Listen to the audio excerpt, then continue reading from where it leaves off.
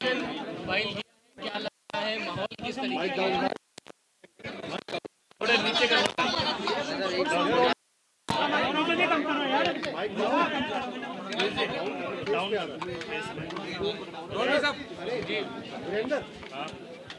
राजस्थान में विधानसभा के मुख्य चुनाव के नामांकन का दौर जारी है।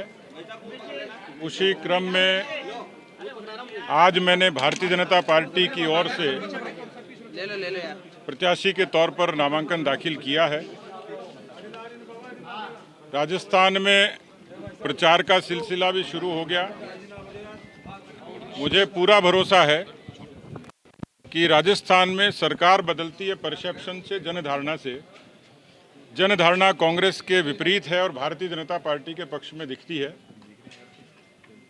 सरकार बदलती है एंटी इनकम्बेंसी से, सत्ता विरोधी रुझान से, लहर से। लेकिन केवल सत्ता विरोधी लहर नहीं है, एक जनाक्रोश राजस्थान की सड़कों पर दिखता है। किसानों की वादा खिलाफी के तौर पर, बेरोजगारों के सपने तोड़ने के तौर पर, पेपर लीक के जरिए, भ्रष्टाचार में सचिवालय के कमरों में रुपया और सोना मिलना इस बात की पुष्टि करता है। ट्रांसपेरेंसी इंटरनेशनल भी और करप्शन सर्वे भी इस बात की पुष्टि करता है कि राजस्थान भ्रष्टतम राज्यों में शुमार हो गया।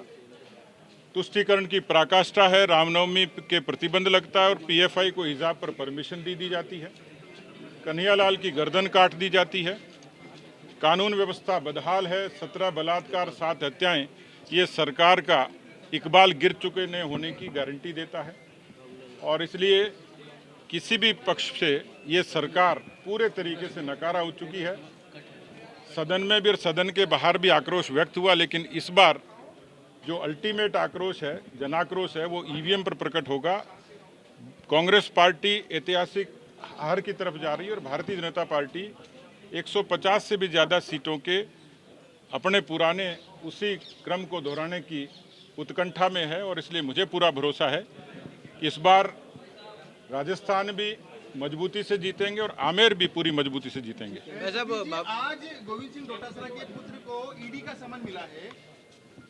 दोनों बेटों को गया है, 7 और 8 बुलाया। देखिए, ईडी संवैधानिक संस्था है, वो अपना काम कर रही है। कांग्रेस के लोगों को उदारता से आगे आकर उसमें सहयोग करना चाहिए, क्योंकि पेपर लीक अशोक गहलोत सरकार का वो पाप है जो गंगा में भी 100 डुबकियां लगाने से भी धुलने वाला नहीं है। उसके लिए उनको उदारता से सहयोग करना चाहिए। ईडी अपना काम करेगी, निरपेक्ष तरीके से करेगी और भारतीय जनता पार्टी सरकार आएगी, पेपर लीक के दोषियों को बिल्कुल नहीं बख्शेगी। लेकिन भाई साहब, एसीबी ने आज एक ईडी के इंस्पेक्टर को राजस्थान में रिश्वत लेते हुए रंगे हाथों गिरफ्तार किया है। देखिए, मुझे लगता है कि यदि एसीबी निरपेक्ष तरीके से काम करे तो, यदि एसीबी ठीक काम करे तो ईडी भी ठीक काम करेगी। ये कांग्रेस क्या सनातनियों का सहारा ले रही है? अनादि को ज्वाइन कराया है, पहले तो सनातन को कोसते थे, आज सनातन को ज्वाइन करा रहे हैं। देखिए, कांग्रेस की स्थिति तो 900 चूहे खा के बिल्ली चली हज को। अब वो किसी को शामिल करे, उनके पाप धुलने वाले नहीं है। गारंटियों पे गारंटी आई जा रही है, कुछ और आने की नहीं, अशोक गहलोत की कांग्रेस की गारंटी चीन के खिलौने की तरह है, जल्दी टूट जाती है। 7 गारंटी यात्रा, 7 रथ निकाल रहे हैं, 7 गारंटी यात्रा, 7 बड़े नेता। और मैंने कहा ना, उनकी गारंटी और वारंटी में कतई दम नहीं है। राजस्थान की जनता अब किसी भी तरीके से किसी भी गारंटी को स्वीकार नहीं करेगी। मुझे लगता है जनता ने गारंटी दे दी है कि कांग्रेस की सरकार वापस नहीं आएगी। विधानसभा में बाबूलाल नागर की जुबान खुली है। उन्होंने मंच से आम कार्यकर्ताओं को कहा कि कांग्रेस और अशोक गहलोत जिंदाबाद के नारे लगाए, सोनिया गांधी, राहुल गांधी मुर्दाबाद के नारे लगाए। वीडियो वायरल हो रहा है। वीडियो वायरल हुआ है। अब बताओ, हाथ कंगन को आरसी क्या, जो दिल में था वो जुबान पे आ गया। फिल्म का नाम तो यही है उनका। सर, आमेर में आपके सामने अभी प्रत्याशी नहीं उतारा है कांग्रेस का, तो कितना आश्वस्त है?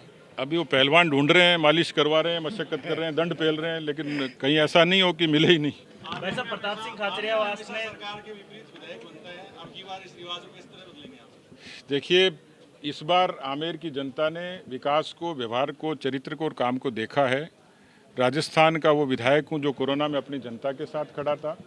विधायक कोष का 125% पैसा आमेर के विकास के लिए खर्च किया है। केंद्र सरकार की योजनाओं से लेके CSR से लेके भामाशाह तक यहाँ विकास के लिए जो एक शुरुआत की है। राजनीति केवल वोटों की नहीं, नारों की नहीं, सरोकारों की भी होती है। स्वरोजगार मेले से लेकर मैराथन से लेकर सुकन्या समृद्धि से लेकर कोरोना की सहयोग किचन से लेकर तमाम वो इनोवेशन थे जिससे आमेर की जनता ने भरोसा किया है। और इसलिए मुझे लगता है, मेरा कारण भी यही है कि आमेर की जनता मुझे अब किसी नेता के नाते नहीं, बेटे के नाते, भाई के नाते, भाई साहब के नाते जानती है। 8 साल से 80 साल तक के यहाँ के मतदाता का, कार्यकर्ता का यदि समर्थन और सहयोग मिलता है तो ये अपने आप में इस बात का संकेत है कि आमेर की जनता भी ये चुनाव तय कर चुकी है। भाई साहब, प्रताप सिंह